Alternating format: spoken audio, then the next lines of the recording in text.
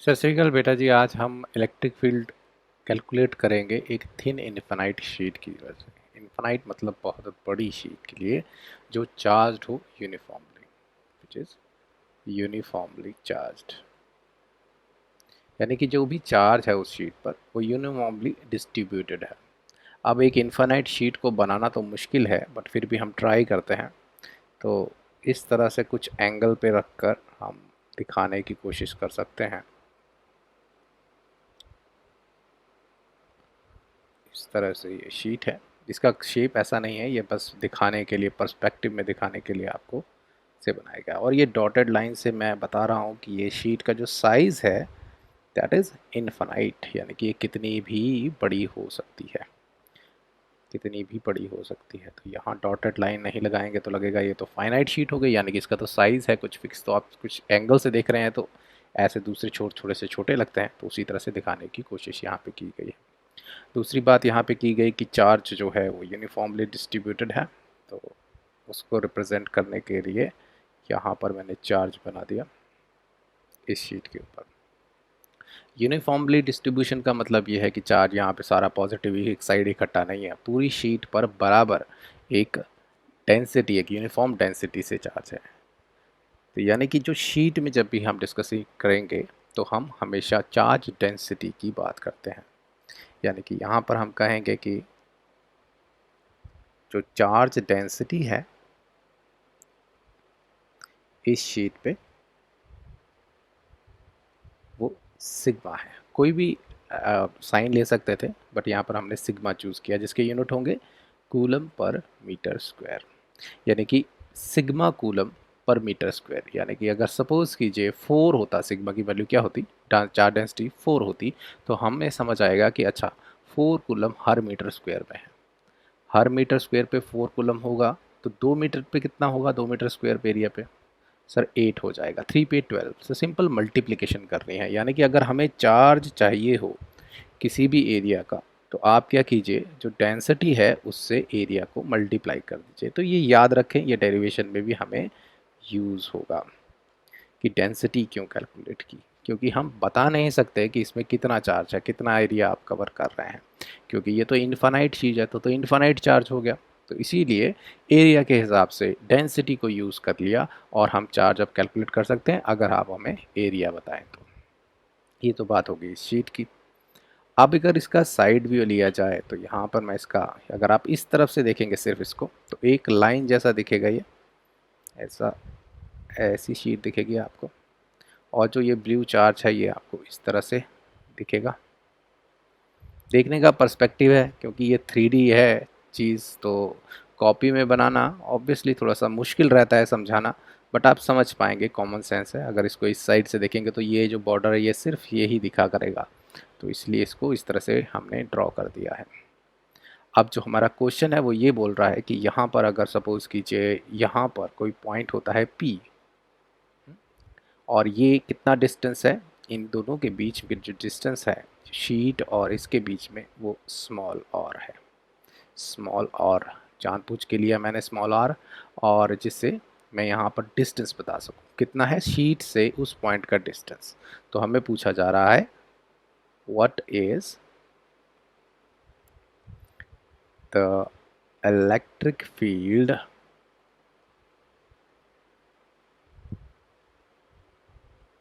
Eight point P। E की value क्या होगी यहाँ पर, ये क्वेश्चन आया। तो what is the electric field due to thin infinite sheet which is uniformly charge. तो हम इस पॉइंट पर निकाल कर एक्सप्रेस कर देते हैं कि अगर कोई पॉइंट P इस शीट से r डिस्टेंस पे होता है तो वहाँ पर इलेक्ट्रिक फील्ड क्या होगी। तो हमारी जो अप्रोच रहेगी इस क्वेश्चन को, इस डेरिवेशन की, वो वैसी ही रहेगी जैसे बाकी क्वेश्चन में रहती थी। यानी कि हम क्या करते हैं, हम यहाँ पर एक गॉसियन सरफेस चूज़ करते हैं। अब गॉसियन सरफेस कैसे चूज़ करें, किस तरह से चूज़ करें, वो हम थोड़ा सा देख लेते हैं। गॉसियन सरफेस हमारा जो होगा वो होगा एक सिलेंडर। यहाँ पर मैंने एक सिलेंडर बनाने की कोशिश की है। This is our Gaussian surface, और इसको हम पास थ्रू करा देंगे जो हमारी शीट थी। ये साइड व्यू से हमें क्रॉस सेक्शन अच्छे से दिखेगा। पॉजिटिव चार्ज लगा देते हैं जिससे हमें याद रहे, बराबर मैंने सिमेट्रिकल तरीके से बांटा, यानी कि इसका हाफ पोर्शन सिलेंडर का इस साइड है और हाफ पोर्शन का इस साइड है। थोड़ा सा गलती हो सकता है बनाने में, बट अगर हमने लगभग बराबर बनाने की ट्राई करी है तो नो प्रॉब्लम। अब देखिए इसका जो रेडियस है, जो इसका रेडियस होगा दैट इज कैपिटल आर। ये हमने क्या किया है, माना है, ये खुद एज्यूम किया। What is this, this is my Gaussian surface, Gaussian surface. ये हमारे पास फ्रीडम होता है कि हमें किस तरह का लेना है। हमने ये क्यों चूज़ किया, क्योंकि आप ही ध्यान कीजिए, हम कोई भी इंटीग्रेशन करते हैं, जो पिछले क्वेश्चन में भी की थी, जब हमने स्फीयर लिया था, चार्ज स्फीयर, तो उस केस में भी हमने देखा था कि हम वो सरफेस चूज़ करते हैं जहाँ पे इलेक्ट्रिक फील्ड कांस्टेंट निकला है, जिससे वो इंटीग्रेशन से बाहर आ जाए, तो वो हमें हेल्प करेगा। तो यहाँ पर भी अगर ये सरफेस की बात करूँ, इस सरफेस की, तो ये यहाँ पॉइंट जो P है, ये जो पॉइंट P है इसके अराउंड ही बनाया है हमने, ये पॉइंट P है तो इसके अराउंड बनाया है हमने। तो यहाँ पर P पॉइंट यहाँ होता या यहाँ होता, दोनों का डिस्टेंस सेम रहता तो इलेक्ट्रिक फील्ड कांस्टेंट रहती। चार्ज भी सेम ही है तो हमें फ़र्क नहीं पड़ता, चार्ज भी सेम है और डिस्टेंस भी सेम है, तो हमारा जो इलेक्ट्रिक फील्ड है वो चेंज नहीं होगी, इससे हमें फ़ायदा होगा डेरिवेशन करते वक्त। तो अगर ये समझ आ गया तो हम यहाँ पर दो तीन ऑब्जर्वेशन कर सकते हैं कि इस जो हमारा गॉसियन सरफेस है इसकी टोटल सरफेसेस कितने हैं। एक तो ये सरफेस मुझे दिख रहा है जिसको मैं बोल देता हूँ सरफेस 1, एक ये है 2, और एक ये थर्ड है। थर्ड मतलब कौन सा सरफेस बात कर रहे हैं, जो सिलेंडर का लेटरल सरफेस होता है, साइड सरफेस होता है, यानी कि जो ये सरफेस दिख रहा है आपको, इसको मैं लेटरल सरफेस बोल रहा हूँ, जिससे ये घिरा हुआ है सिलेंडर। अब यहाँ पर ये सरफेसेस अगर हम टोटल कर दें तो टोटल सरफेस एरिया निकल जाएगा सिलेंडर का, यानी कि मैं यहाँ लिख सकता हूँ total surface area of Gaussian surface. क्योंकि हमने एक गॉसियन सरफेस खुद चूज़ किया है और वो सिलेंडर है, कितना हो जाएगा, surface area 1 plus surface area 2 plus surface area 3। तो ये तो सिंपल यहीं से समझ आ रहा है, इस सिलेंडर का टोटल एरिया निकालना होगा तो ये वाला साइड का निकाल लीजिए सर्कल का एरिया, फिर इस सर्कल का एरिया निकाल लीजिए, और फिर लेटरल जो साइड का सरफेस है उसका निकाल लीजिए। टोटल करेंगे तो टोटल सरफेस एरिया हमें आ जाएगा। तो ये हमारा नोट है, एक तरह से हम कह सकते हैं कि हम इस तरह से गॉसियन सरफेस को ले रहे हैं। तो चलिए अब हम स्टार्ट करते हैं अपनी डेरिवेशन। तो सबसे पहले हम डेरिवेशन में क्या करते हैं कि हम गॉस लॉ को सुन लेते हैं। गॉस लॉ क्या कहता है, यानी कि अगर कोई भी एनक्लोज सरफेस होगा उसमें इलेक्ट्रिक फ्लक्स कितनी होगी उसके बारे में गॉस बोलता है। तो हम लिख सकते हैं, हमारे जो स्टार्ट हो रहा है वो रहा है अकॉर्डिंग टू गॉस लॉ हमें पता है कि जो फ्लक्स होता है किसी भी एंक्लोज सरफेस में वो होता है जितना इनसाइड चार्ज हो, आई इन किस लिए डाला, चार्ज इनसाइड बताने के लिए, डिवाइडेड बाय एप्सिलॉन नॉट। यहाँ पर ये जो एनक्लोज सरफेस है जो हमने माना हुआ है गॉसियन सरफेस, जो सिलेंडर है, इसके अंदर आप क्या बता सकते हैं कि कितना चार्ज है। सर हमने बोला ये तो इन्फानाइट चार्ज हो जाएगा, बट यस हम एरिया तो कैलकुलेट कर सकते हैं। अब देखिए अगर सिलेंडर क्रॉस कर रहा होगा इस शीट पर, तो अगर ये एरिया है तो जो क्रॉस कर रहा होगा वहाँ भी एक सर्कल जैसा ही ड्रॉ हो रहा होगा। अगर ये समझ नहीं आ रही है चीज़ तो थोड़ा यहाँ पर समझिए। अगर मैं इसको समझाने के लिए आपको यहाँ पर एक बना दिया हमने, दो लाइंस कीजिए और इसको मैच कर दीजिए तो आपको बिल्कुल अच्छा सा सरफेस मिल जाएगा। अपनी जो आंसर शीट है उसे यूज़ कर सकते हैं, और यहाँ डॉटेड लगाना ना भूलें, नहीं तो लगेगा ये तो फाइनाइट हो गया सर, इसका साइज़ तो फिक्स हो गया। No, it is a infinite size, ये बढ़ता जाएगा। अब हमने क्या किया, यहाँ पर एक सिलेंडर जो है उसको क्रॉस कराया, जहाँ से शीट से वो जो सिलेंडर वो क्रॉस कर रहा होगा वहाँ पर भी एक सर्कल बन ही रहा होगा ना, यहाँ से क्रॉस कर रहा है और उसके बाद यहाँ से सिलेंडर दूसरी साइड से बाहर निकल गया। सपोज कीजिए ऐसे, बराबर है, दोनों साइड बराबर है। अब देखिए अगर ये एरिया पाई आर स्क्वायर होगा, क्योंकि हमने सिलेंडर का कैपिटल आर माना था, what is the area, pi R square होता है अगर आर रेडियस है, हमने इसका कैपिटल आर माना है पाई आर स्क्वायर। तो ये बताइए जब ये क्रॉस कर रहा होगा, सर क्रॉस करेगा वो भी तो सिलेंडर ही होगा, वो भी तो सर्कल ही होगा, तो ये एरिया भी सेम होगा, ये और ये दोनों क्या होंगे, सेम एरिया होगा, ये बता दिया हमने यहाँ पर। यानी कि चार्ज इनसाइड क्या होगा, sir do you know this area, क्योंकि सारा चार्ज यहीं पे तो डिस्ट्रीब्यूटेड है, हमने पहले ही डायग्राम बनाया था। ओके, तो यहीं पे यूनिफॉर्मली डिस्ट्रीब्यूटेड है, तो क्या आप मुझे ये एरिया बता सकते हैं, यस जो ये एरिया है वही तो ये एरिया है, तो हमारा चार्ज इंक्लोज्ड कितना हो गया, वो हम लिख सकते हैं, ये जो है क्यू इनसाइड जो है उसको लिख सकते हैं, जो आपकी डेंसिटी हो multiplied by area divided by epsilon naught. What is the area, sigma into pi R square. याद रखिए ये जो आर है ये सिलेंडर का रेडियस है, डिवाइडेड बाय एप्सिलॉन नॉट, और इसको मैं बोल रहा हूँ इक्वेशन 1। तो ये गॉस लॉ ने बता दिया कि कोई भी एनक्लोज सरफेस होता है उसकी जो इलेक्ट्रिक फ्लक्स होगी वो कितनी होगी, जितना उसके अंदर चार्ज हो, divided by epsilon not.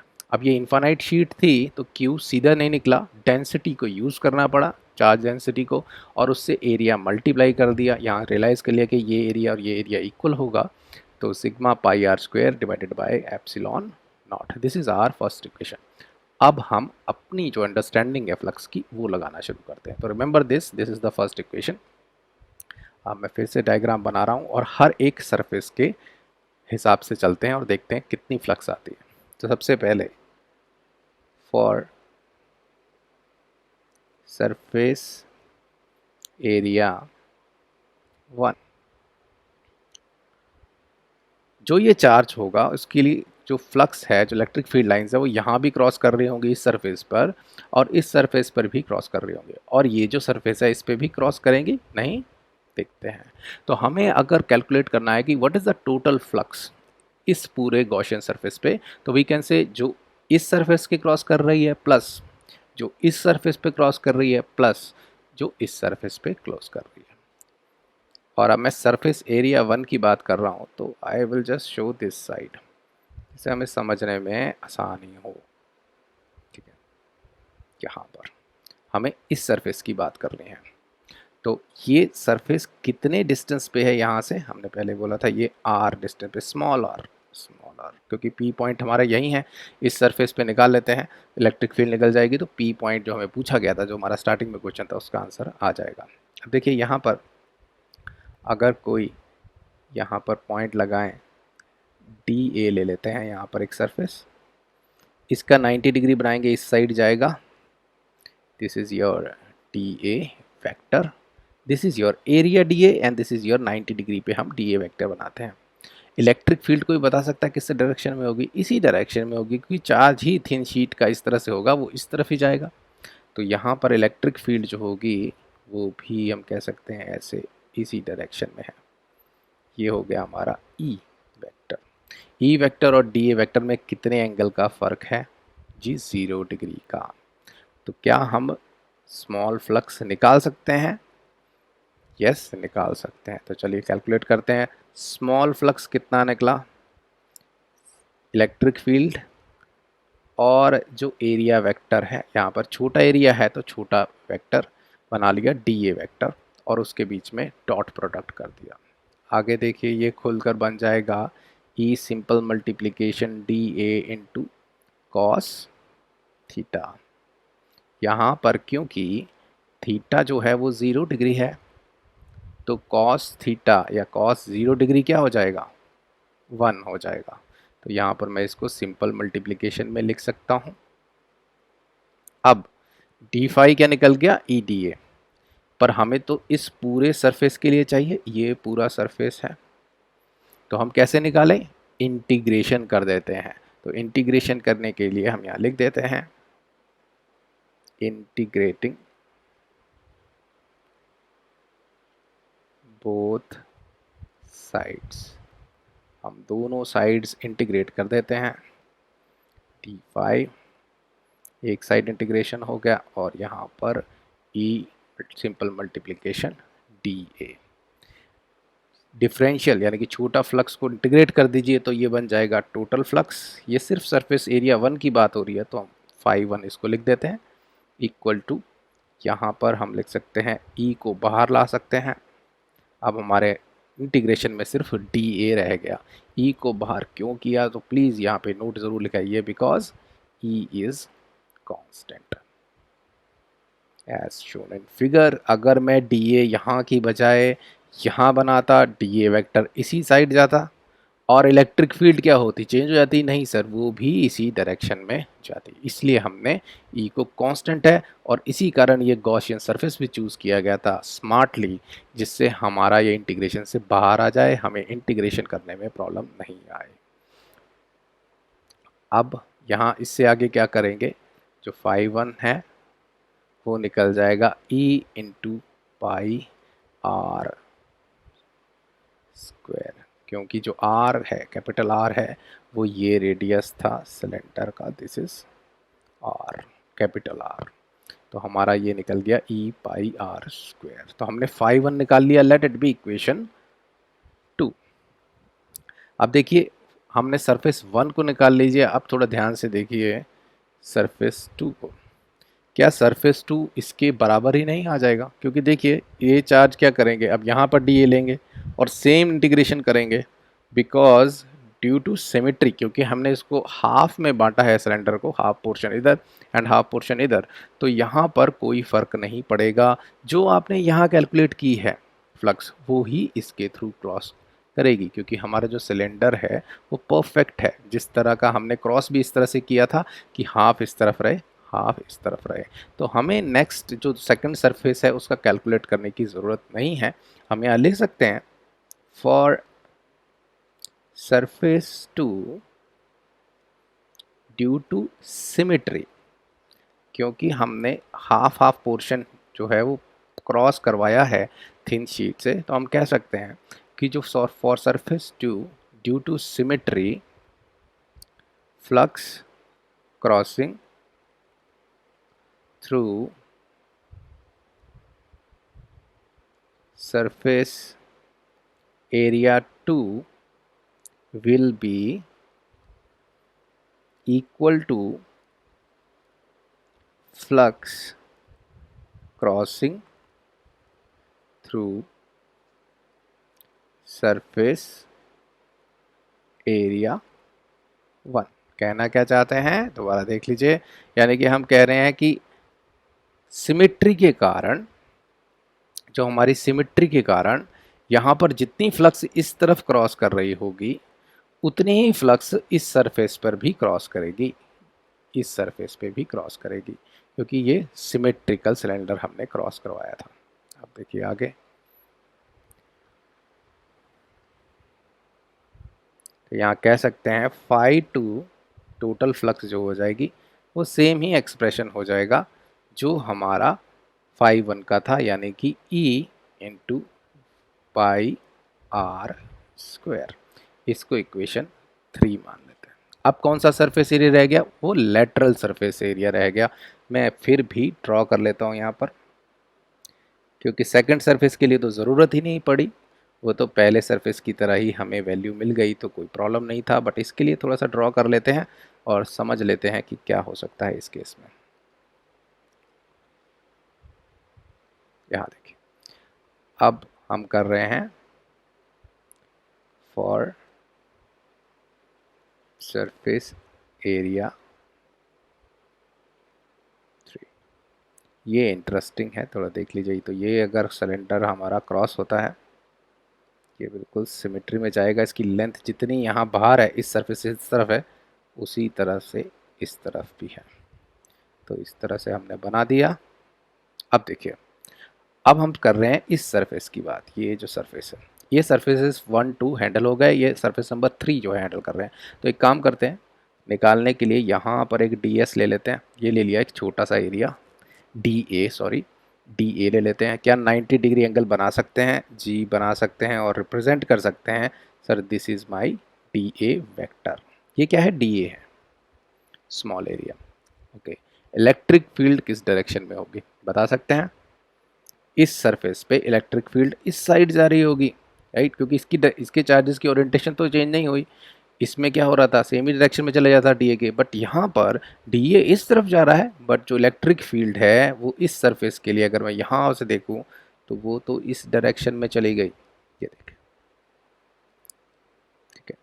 For surface area 3 let's calculate, तो हम कह सकते हैं जो स्मॉल फ्लक्स है वो होती है ई और डी ए का डॉट प्रोडक्ट। सेम ही फॉर्मूला लग रहा है बार बार, या इसको मल्टीप्लिकेशन में खोलना है, theta E D A cos theta, ये हो जाएगा E into D A into zero. क्यों कहा मैंने, क्योंकि theta is equal to 90 degree है, तो कॉस 90 की वैल्यू होती है 0।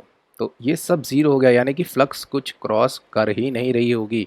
अगर इंटीग्रेशन भी कर दें, 0 का इंटीग्रेशन 0 ही निकलना है, तो यानी कि कुछ भी फ्लक्स इस सरफेस से क्रॉस नहीं कर रही है। तो हम कह सकते हैं जो हमारा टोटल फ्लक्स 3 आया, थर्ड सरफेस जो है उससे जो फ्लक्स क्रॉस कर रही है दैट इज 0। ये हम इक्वेशन 4 ले लेते हैं। आप देखिए, we can say total flux will be equal to flux through surface area 1 plus flux through surface area 2 plus flux through surface area 3। तो उनकी जो वैल्यूज़ हमने इक्वेशन में लिखी हैं, तो लेट्स कैलकुलेट। जो हमारा टोटल फ्लक्स आ गया वो आ जाएगा 5.1 प्लस 5.2 प्लस 5.3, इनकी वैल्यूज़ डाल दीजिए। ये आया था E into pi R square, जहाँ आर जो है वो सिलेंडर का रेडियस है, याद रखिएगा, इसको छोटे आर से कंफ्यूज ना करें, that is a distance from the sheet.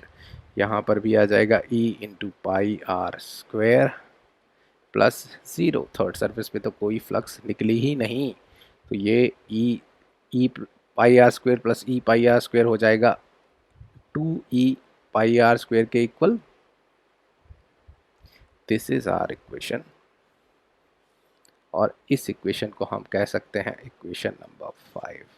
आपको याद होगा जब सबसे पहले हमने गॉस लॉ का हेल्प लिया तो उसके हिसाब से हम ऑलरेडी फ्लक्स निकाल चुके हैं, विच इज़ इक्वेशन नंबर 1, तो हम रेफ़र कर लेंगे। इक्वेशन 5 है, पर गॉस लॉ ने कहा वो होगी sigma into pi R square divided by epsilon naught. हमारे हिसाब से इतनी फ्लक्स आ रही है, गॉस के हिसाब से इतनी फ्लक्स आ रही है, तो we can write here comparing equation 1 and 5, इन दोनों को कंपेयर करें तो हम क्या बोल सकते हैं, 2e pi R square equal हो जाएगा, ये भी फ्लक्स है ये भी फ्लक्स है, तो ये दोनों चीज़ें इक्वल होनी चाहिए, sigma pi R square divided by epsilon naught. आप देखिए यहाँ पर पाई आर स्क्वेयर तो पूरा पूरा कट हो जाएगा। अब क्या रह गया यहाँ पर, क्योंकि हमें इलेक्ट्रिक फील्ड कैलकुलेट कर रही है तो ई को यहीं रहने देते हैं, जिससे हमें अच्छा एक्सप्रेशन मिल जाए। 2 को नीचे ले जाते हैं तो ये हो जाएगा सिग्मा बाई 2 एप्सिलॉन नॉट। थोड़ा सा ज़रूर कर लीजिए, 2-3 बार प्रैक्टिस करिए तो आराम से आ जाएगी। आपको स्टेप्स रिवाइज करा देते हैं, स्टार्टिंग से हमने क्या किया। हमें पूछा गया था इलेक्ट्रिक फील्ड क्या होगी थिन इनफाइनाइट शीट के लिए, तो हमने क्या किया, ऐसे ड्रॉ करने की कोशिश की, डेंसिटी को समझा, चार्ज डेंसिटी को, क्योंकि इनफाइनाइट शीट है तो क्यू करके एक स्पेसिफिक चार्ज तो नहीं बोल सकते कि इसमें इतना चार्ज है, क्योंकि चार्ज इनफाइनाइट होगा। तो हमने चार्ज डेंसिटी की यूज़ की और एक एक्सप्रेशन भी लिख लिया कि जो भी चार्ज आपको चाहिए आप मुझे एरिया बता दें तो हम चार्ज बता सकते हैं डेंसिटी को मल्टीप्लाई करके। यहाँ पर साइड व्यू लिया और आर डिस्टेंस पे पी, ये क्वेश्चन है कि यहाँ पे इलेक्ट्रिक फील्ड कितनी है। हमने हेल्प ली गॉसियन सरफेस की, गॉस लॉ की लगाना है, क्योंकि गॉसियन सरफेस हमने सिलेंडर चूज़ किया, ये शीट का साइड व्यू है, और देखा कि इस गॉसियन सरफेस का टोटल एरिया जो होगा वो होगा इस एरिया प्लस इस एरिया प्लस इस एरिया का टोटल। यहाँ पर नोट लिख लिया वो। अब गॉस लॉ लगाया। गॉस लॉ ने बोला कि जो फ्लक्स होगी वो इनसाइड जितना चार्ज होगा डिवाइडेड बाय एप्सिलॉन नॉट होती है। तो हमने यहाँ पर ये रियलाइज़ भी किया ये दोनों एरिया तो सेम होंगे, तो ये एरिया कितना है पाई आर स्क्वायर, कैपिटल आर क्या है, यहाँ पे अगर आपको लिखना है तो आप लिख सकते हैं where R is radius of cylinder. Okay, तो यहाँ पे सिग्मा ए लगा दिया, ये क्यू चार्ज मिल गया डिवाइडेड बाय एप्सिलॉन नॉट, ए को खोल दिया पाई आर स्क्वायर। ये हमारी इक्वेशन 1, ये तो गॉस लॉ किया। अब हम अपने दिमाग से इलेक्ट्रिक फ्लक्स का फॉर्मूला निकाल के हम टोटल फ्लक्स निकालने की कोशिश की। तो वो 3 सरफेसेस जो थे इनकी अलग अलग हमने फ्लक्स निकालने हैं। पहले ये सरफेस देखेंगे, फिर ये सरफेस और ये थर्ड सरफेस। तो यहाँ पर क्या हुआ, फर्स्ट सरफेस की डेरिवेशन की, डी ए निकाला और यहाँ तक पहुँच गए ई पाई आर स्क्वायर। हमने इस सेकंड सरफेस के लिए बोल दिया कि वो तो सेम ही होगा क्योंकि सिमेट्रिक है। For surface two, due to symmetry, flux coming through that surface area 2 will be equal to flux crossing through the surface area 1, equal होगी। अब रह गया हमारा लास्ट जो सरफेस है, लेटरल सरफेस जिसे बोलते हैं, वो हो गया सरफेस एरिया 3। इस सरफेस एरिया पर हमने पाया कि E और DA 90 डिग्री में है, तो cos 90 0 होता है, तो कोई भी फ्लक्स यहाँ पर क्रॉस नहीं करेगी, यानी कि जो phi 3 हो जाएगा, flux crossing through the third surface will be 0। ये भी की क्वेश्चन मान ले। टोटल फ्लक्स इस सरफेस के थ्रू क्या निकलेगी, जो फ्लक्स यहाँ पे निकली है प्लस यहाँ पे निकली है और प्लस यहाँ पे निकली है, उनका टोटल कर दीजिए। तो वही किया हमने यहाँ, और जो जो वैल्यूज़ इक्वेशन से आई थी वो डाल दी। हमारा इक्वेशन निकला हमारे हिसाब से, इलेक्ट्रिक फील्ड के फ्लक्स के हिसाब से, फार्मूले के हिसाब से हमने निकाला फाई इज इक्वल टू जो टोटल फ्लक्स है इस गॉसियन सरफेस पे, that is 2 e pi R square. ये इक्वेशन 5 है, और गॉस लॉ ने यहाँ इक्वेशन 1 में हमें दे दिया था sigma pi R square divided by epsilon naught. इन दोनों को कंपेयर करते हैं, इक्वेशन में इक्वल टू लिख देते हैं, तो हमें इलेक्ट्रिक फील्ड मिल जाती है which is sigma by 2 epsilon not. Thank you.